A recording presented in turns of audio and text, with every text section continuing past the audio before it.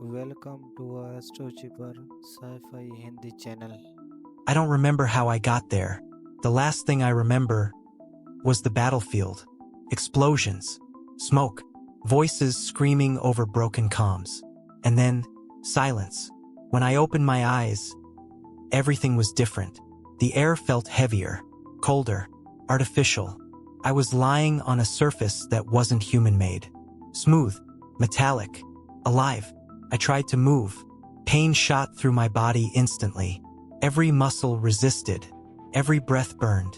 I wasn't just injured. I was barely alive. That's when I realized I wasn't on Earth anymore. The room around me was unfamiliar. Alien.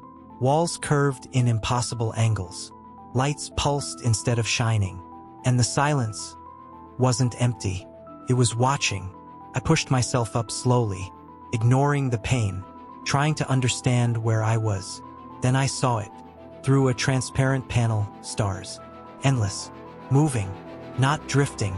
Moving. Fast. That's when it hit me. I wasn't in a facility. I was on a ship. A warship.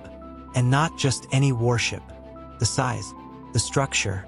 The energy signatures I could feel through the walls. This was something far beyond anything human.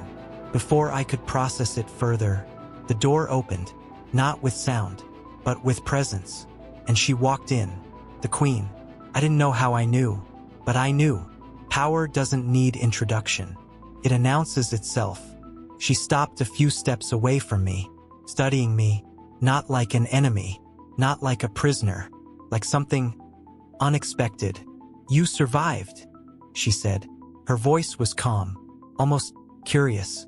I tried to speak. "What is this place?" But my voice barely came out. She didn't answer. Instead, her gaze shifted downward, toward my chest. Something about the way she looked made my heart drop.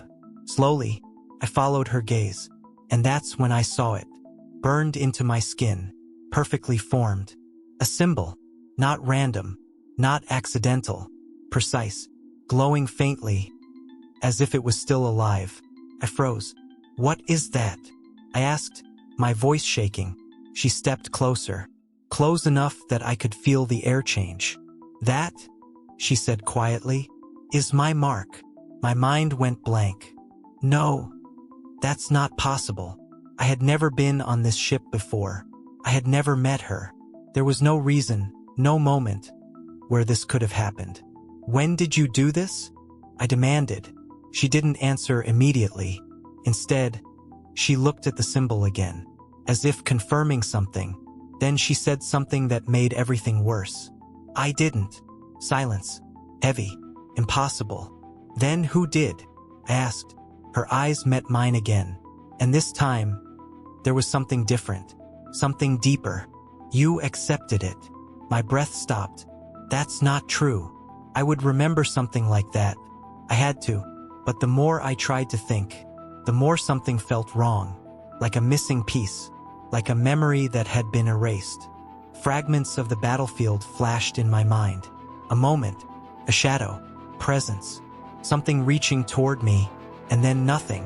"You were dying," she said. "And you chose survival." "I don't remember choosing anything." "You wouldn't," she replied. "The bond doesn't wait for understanding." I stared at the mark again. Pulsed once. Faint, but real. "And what does it mean?" I asked. Her answer came without hesitation. "It means your life is now connected to mine." The room felt smaller, colder. "What happens if I refuse?" Her expression didn't change. "You already did." That answer hit harder than anything else. Because now I understood. This wasn't a question. It wasn't a deal. It had already happened. Without my awareness. Without my consent. Or maybe, with it. In a moment I couldn't remember. "You brought me here," I said slowly. "Yes." "Why?" She paused, then spoke the truth. "Because you are no longer just a soldier." I clenched my fists. "Then what am I?" Her eyes locked onto mine. And for the first time, there was something almost like certainty in her voice. "You are bound." The word echoed in my mind. Not prisoner. Not ally. something else, something deeper. And this ship? I asked. She turned slightly, as if listening to something beyond my perception. This ship recognizes the mark. The walls pulsed again, soft, alive, responding. To it, you are part of the system now. I took a step back, trying to create distance from something I couldn't escape. You turned me into one of you. No, she said calmly. I saved you. Silence fell again, because I didn't know which one was worse. Dying on that battlefield, or waking up here, alive, but no longer free. I looked out through the panel again, stars rushing past, endless, unreachable, then back at her. And what happens now? She didn't answer immediately. Instead, she turned and walked toward the exit, then stopped, without looking back. Now, the ship hummed louder, systems awakening, paths opening. You learn why you were chosen.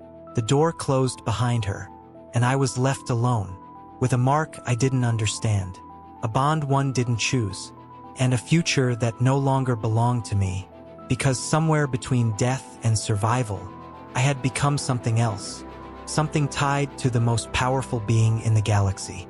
And whatever came next, I knew one thing for sure: this war wasn't over. It had just become personal. Thanks for watching this video. For more mind-blowing sci-fi stories like this, subscribe to Astro Cipher Hindi.